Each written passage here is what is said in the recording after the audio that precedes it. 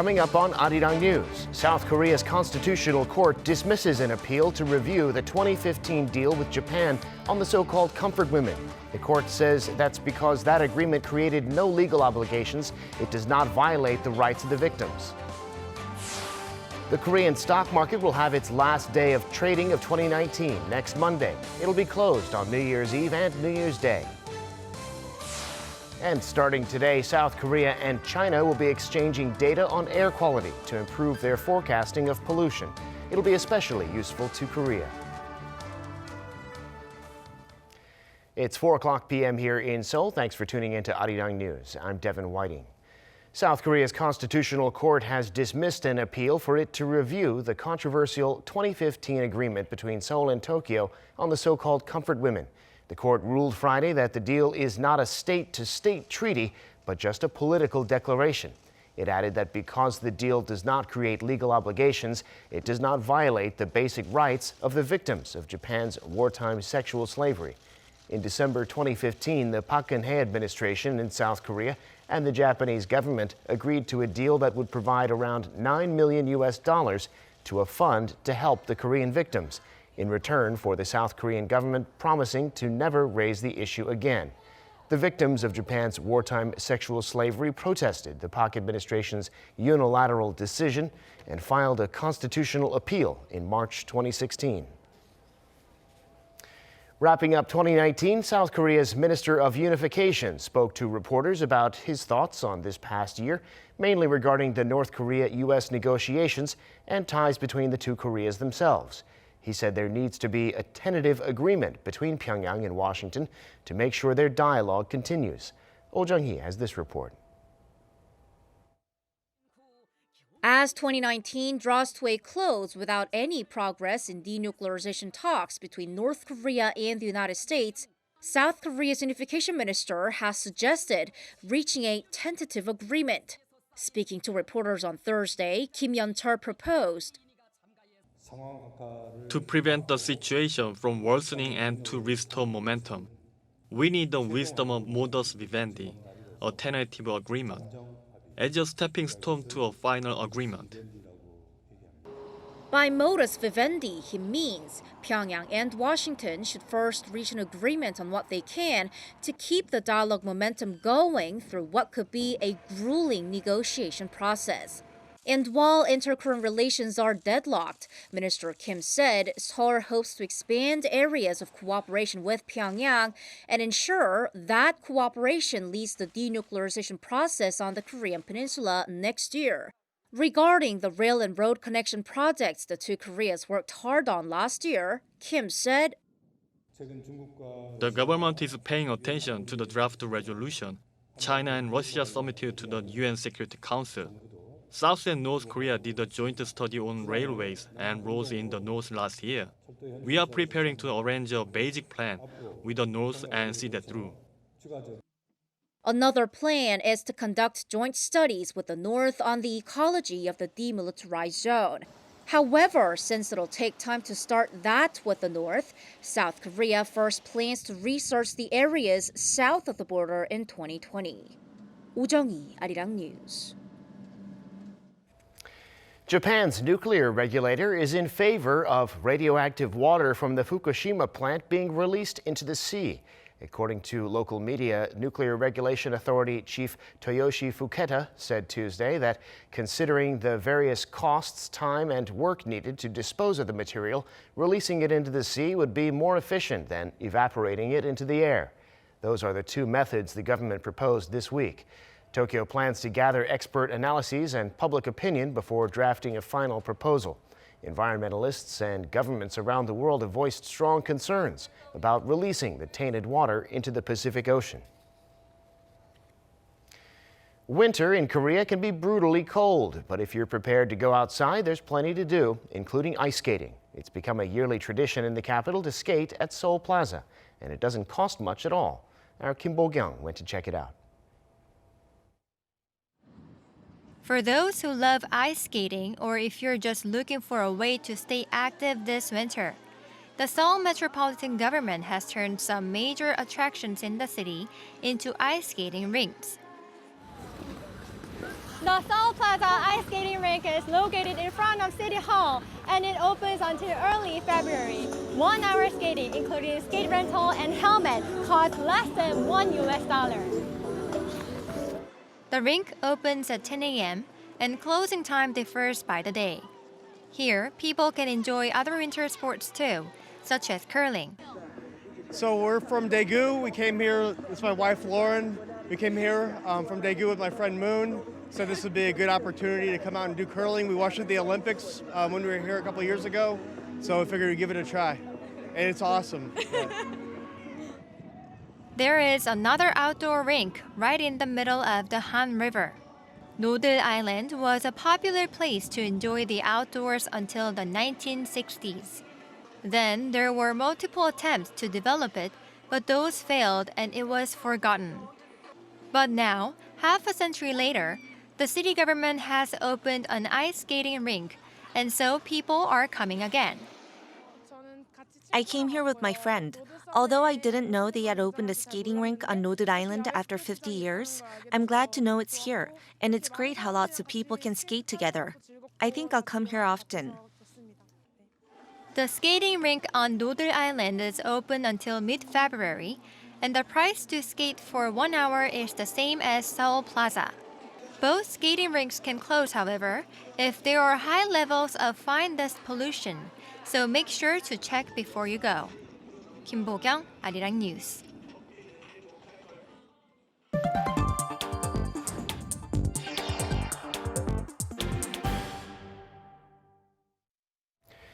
South Korea's consumer sentiment got slightly worse in December compared to the month before. The Bank of Korea said Friday that the composite consumer sentiment index for December came to 100.4, down half a point from November.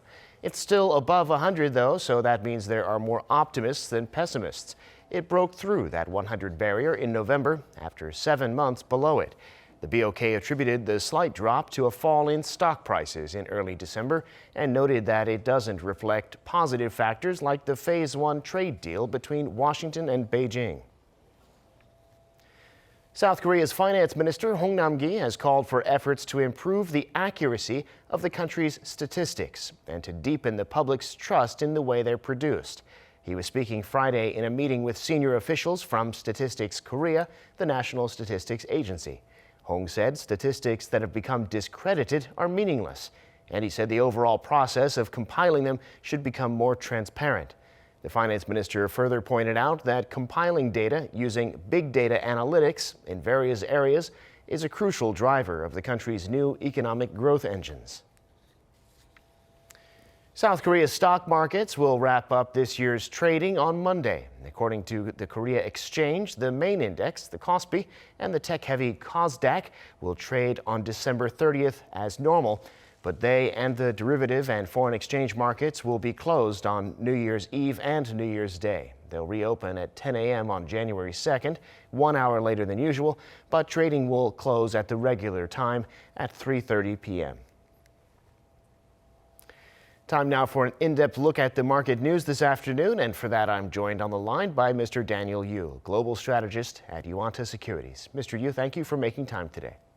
Thank you very much for having me today. Well, on Wall Street, the Nasdaq Composite has broken through 9,000. The Nasdaq, of course, is heavily weighted towards tech companies. Tell us about that and other global markets. Sure. We've been saying that the Nasdaq was the probably most attractive market of the global market at the beginning of this year, and we've been saying that the index should break well above 9,000 by the end of the year, and it seems that that continues to happen. The reason for that is because of the valuation. We think that the Nasdaq is still very cheap relative to its earnings, and we estimate that fair value of Nasdaq is well above 10,000 index level. So we think that there's still more upside left. If you look at the index's ROE, it is well above 20% plus, and it's expected to remain that high for quite a bit of time. The fourth industrial revolution is making these companies in the index look very cheap, and they continue to show high growth rate in terms of sales. As long as growth remains strong and profitability remains high, we think that the rising trend of the NASDAQ should continue in the future. In terms of the various other market, we continuously showing strength, but it seems that still the U.S. market is the most one of the best performing market, particularly the NASDAQ index itself. Yeah, and the NASDAQ, of course, a decade ago was down around 1,300, one of the best performers there. Now, also, the Korean companies are paying out year-end dividends now. Normally on ex-dividend day, you'll see a drop in share prices because buyers that day are not entitled to a payout. Korean stocks were up today, though. That's right. If you look at the dividend yield of the Korean market, it is around 1.5% to 2%. So at the beginning of today, it actually started with -1% plus, but that recovery has already happened, and actually it closed with a 0.3% rise today, which means is that the overall today it's actually up more than 1.5%, as high as maybe 2%. Which means one of the strongest movement day if we look at in the recent probably several months. Korean market is still one of the cheapest market in the world with less than 1 time price to book, and P multiple remains to be a very low single 2-digit number, low teens. And we think that the liquidity condition within the Korean market is positive, and we think that the equity markets relative to property market, the valuation looks very cheap. Particularly with the next year, the chip sector is expected to show some earnings recovery, and that means that the return on equity for the Kospi should go up in next year. And also, the Korean companies and Korean market has high dependency on global growth, and we expect the global growth to stabilize next year and maybe even show some rising trend. If that's applied, then we think that Kospi rising trend should continue into the year 2020. All right, and looking more broadly now, the Bank of Korea says it's going to keep its monetary easing policy in the new year to help consumer prices get rising again and support an economic recovery. That seems to imply that there's a chance of this slowdown persisting. What's your outlook on that front? Yes. As you said, the liquidity condition should be quite ample into the future. The BOK would probably have very easy monetary policy, maybe even cut interest rate one more time if possible. But the Korean government is putting a heavy regulation on property market, which is negative implication for the overall property prices in the future. The average Korea's rental yield in city is as low as 1.3%, which is one of the lowest in the world. So which means that the heavy bubble is actually occurring within the property market, and government is trying to lower the prices, or at least not to make it that it doesn't go up further. So the liquidity condition is very high. That liquidity been going into the property market, but in the future that might not be the case. If that's the case, then the liquidity should probably go into the equity markets or other asset classes. So we do think that the overall asset prices for Korea should go up because of the high liquidity. In terms of the consumer price index, it probably remain quite timid because of the demand in the domestic side is probably limited. But because of the export side should be showing some recovery, we think that the prices in consumer prices is not going to go down much further with additional liquidity conditions applied. We think the overall should be stabilized in the future. All right, Mr. Yu, thanks so much for sharing your insights. As always, we appreciate it. Thank you very much. Starting today, South Korea and China will be exchanging data on air quality to improve their forecasting of pollution. It'll be especially useful to Korea, whose air quality is influenced greatly by that of China. Our Kim Jae-hee has this report. The National Institute of Environmental Research says as of Friday, Seoul and Beijing will be sharing air quality forecast data once every day through an exclusive network between the two countries. China will provide South Korea with its 3-day air quality index forecast and an analysis of fine dust levels for 11 provinces and cities in the east of the country near Korea. In response, Seoul will be providing China with air quality forecast data for all of its cities and provinces.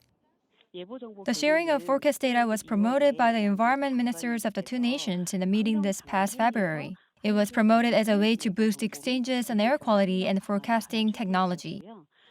The institute says China's forecast data will be helpful when predicting fine dust levels in South Korea.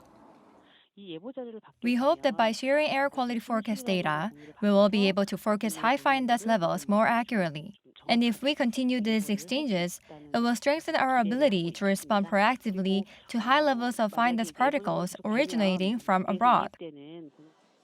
The researcher added that sharing information will be an effective way to protect the safety and health of both South Koreans and Chinese.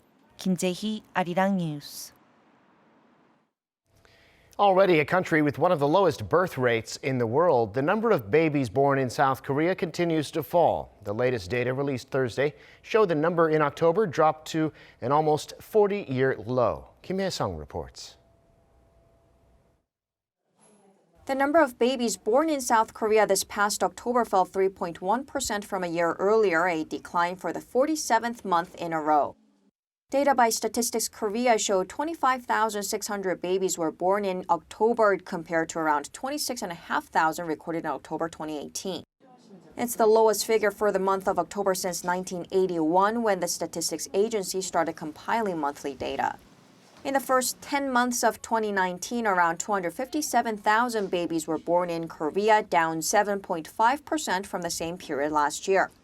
It also means the number of newborns this year might not reach 300,000. Statistics Korea attributed the decline in childbirth to the falling number of marriages, which dropped 7% on year in October.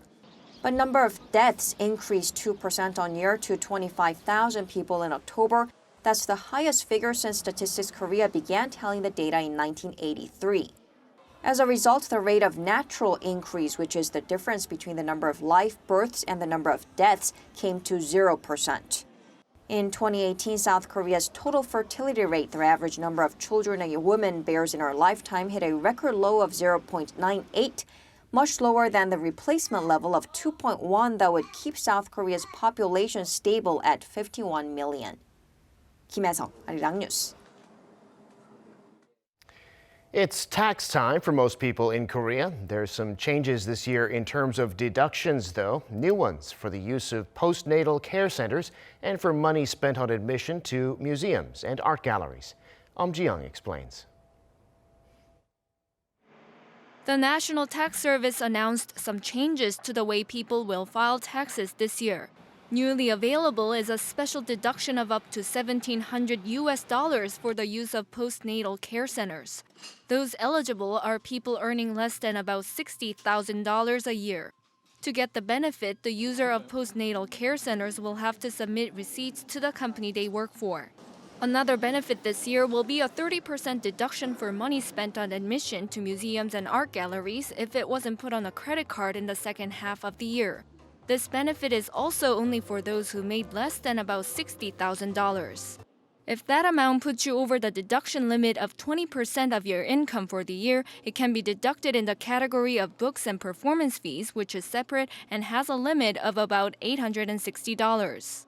Also this tax season, deduction for mortgage interest will be expended to homes worth as much as $430,000, up from the last year's roughly $340,000.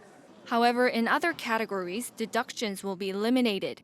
Until now, there was an across-the-board deduction for people with children under the age of 20, but that'll no longer apply to children younger than 7. Also, travelers should note that there will be no deduction for money spent after February 12th this year at duty-free shops if it was on a credit card. But filing and paying taxes will be simpler this year under a new filing system. The details of that will be released on the 15th of next month. Full-time workers generally will have to file their taxes by March 10th. Ji-young, Arirang News. U.S. retail sales were up this season thanks to record-high spending online. Amazon, for one, says it had its best season ever on soaring sales of electronic devices. Yoon Jung-min has the details.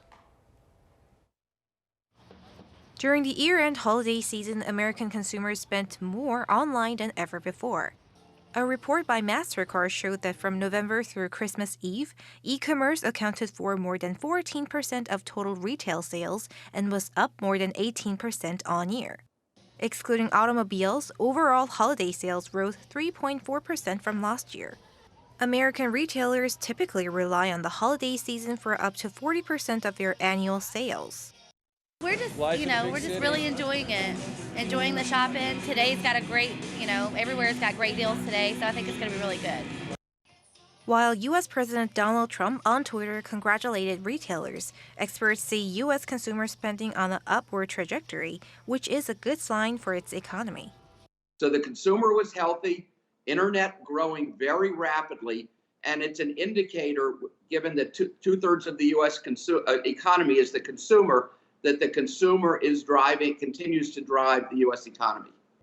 In the meantime, Amazon says it had its best holiday season ever on the back of record sales of gadgets, though it did not disclose how much it raked in. Amazon said its top-selling products during the holiday season were the AI speaker Echo Dot, the streaming media player Fire TV Stick, and the smart display Echo Show 5. Sales by independent third-party sellers, instead, rose by double digits on year, surpassing 1 billion items sold. Yoon Jung-min, Arirang News.